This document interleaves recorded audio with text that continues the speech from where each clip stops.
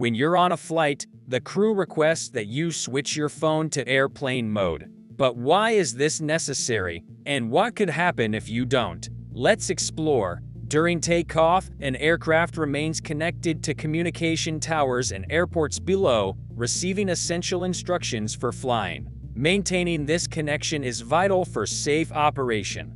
If your phone is not set to airplane mode, it will attempt to connect to those towers, which can lead to signal interference. This disruption can affect the plane's communication systems, hindering the pilot's ability to communicate effectively.